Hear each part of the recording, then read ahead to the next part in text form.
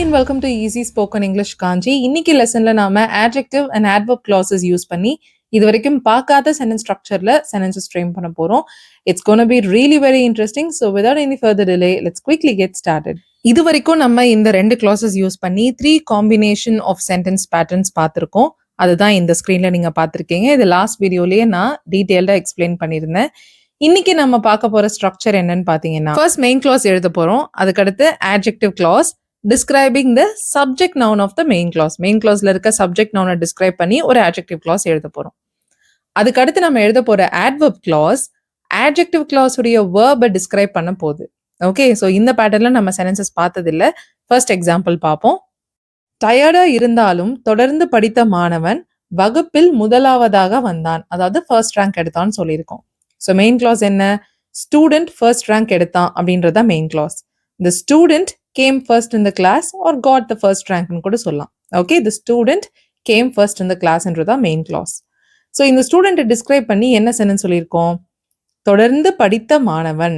மாணவனை டிஸ்கிரைப் பண்ணி சொல்லியிருக்கிற adjective clause தொடர்ந்து படித்த மாணவன். The student who continued studying. Okay, who continued studying. எப்பவும் அவன் தொடர்ந்து படிச்சான் அப்படின்னு சொல்லி அந்த adjective clauseல இருக்கிற verb continuedன்ற verb டிஸ்கிரைப் பண்ணி ஒரு adverb clause சொல்லியிருக்கோம். எப்போ அவன் தொடர்ந்து படிச்சாங்க? டயர்டா இருந்தப்பையும் தொடர்ந்து படிச்சான். ஸோ எப்படி சொல்லலாம்? Even when he was tired, the students who continued studying even when he was tired came first in the class. Even whenக்கு பதிலா even though he was tired கூட யூஸ் பண்ணலாம். அடுத்தடுத்த எக்ஸாம்பிள்ஸ்லாம் நான் அதையும் யூஸ் பண்ணி காட்டியிருக்கேன். ஓகே, ஸோ இந்த சென்டென்ஸ் எப்படி சொல்றோம்? The student who continued studying even when he was tired came first in the class.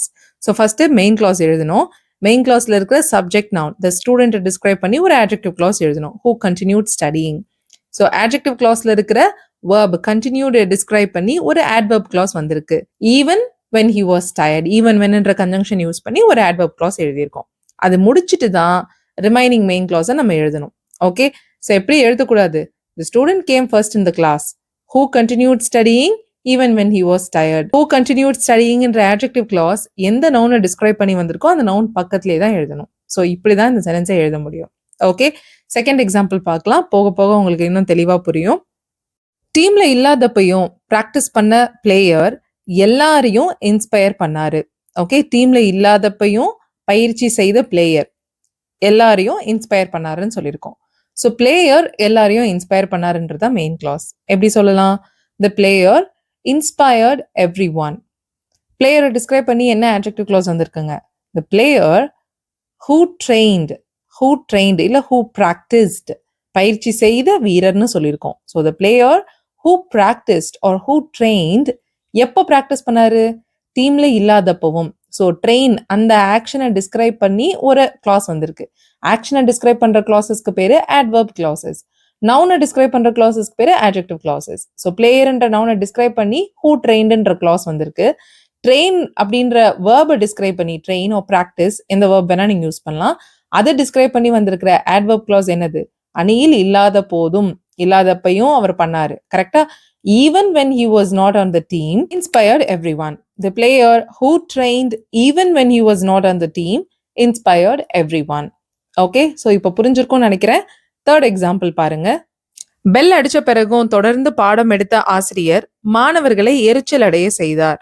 Okay, so ஆசிரியர் மாணவர்களை எரிச்சல் அடைய செய்தார்ன்றது தான் main class.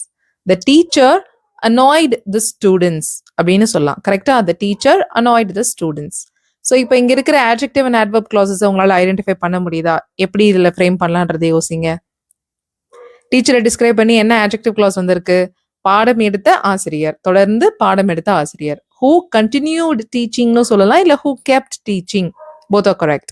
the teacher who kept teaching annoyed the students. so kept இந்த எப்போ அவங்க தொடர்ந்து பாடம் எடுத்தாங்கன்னு சொல்லியிருக்கோம். இந்த ஆக்ஷன் எப்போ நடந்தது? மணி அடித்த பிறகும், பெல் அடிச்ச பிறகும். even after the bell rang. who kept teaching even after the bell rang annoyed the students. okay, the teacher who kept teaching even after the bell rang annoyed the students. so இதுல இருக்கிற main class the teacher annoyed the students.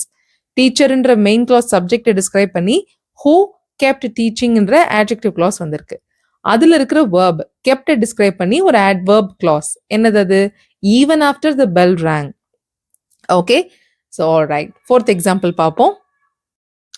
மத்தவங்க கண்ட்ரோலை இழக்கும் போதும் அமைதியா இருக்கிற நபர் பாராட்டப்படுவார். So நபர் பாராட்டப்படுவார். இது எப்படி இங்கிலீஷ்ல சொல்றதுங்க? The man or the person will be appreciated. Correct? நபர் பாராட்டுவார்னு சொல்லல. ஒரு நபர் பாராட்டுவாங்க அப்படின்னு சொல்லல. அந்த நபரை பாராட்டுவாங்கன்னு சொல்றோம். மற்றவங்களாம் கண்ட்ரோலை லூஸ் பண்ணும்போதும் அமைதியா இருக்கிறவங்கள பாராட்டுவாங்க. அமைதியா இருக்கிற நபரை பாராட்டுவாங்க. தேர்ட் பர்சன் பண்ணுவாங்கன்ற மாதிரி சொல்றோம் இல்லையா? ஸோ பாசிவ் வாய்ஸ்ல the man R the person will be appreciated. Okay, so எந்த பர்சனை நம்ம அப்ரிஷியேட் பண்ணுவோம்னு சொல்லியிருக்கோம்? அமைதியாக இருக்கும் நபர். The man R the person who stays com will be appreciated. The man who stays calm will be appreciated.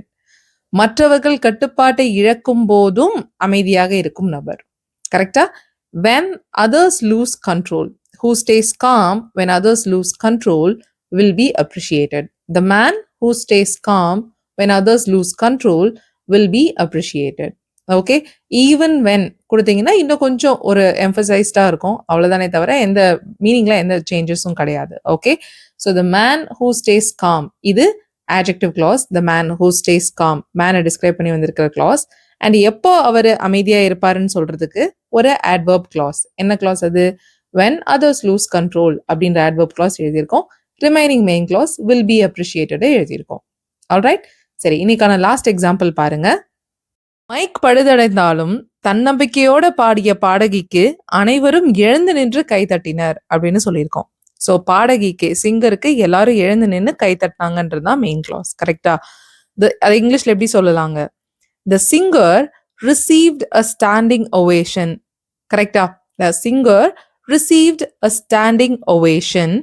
சிங்கரை describe பண்ணி வந்திருக்க சென்டென்ஸ் என்ன? தன்னம்பிக்கையுடன் பாடிய பாடகி. கரெக்டா? The singer who sang or performed confidently. The singer who performed confidently received a standing ovation அப்படின்னு சொல்லலாம். இப்போ எப்போ அவங்க பாட்டாங்க? மைக்கு பழுதடைந்தாலும், though her mic failed.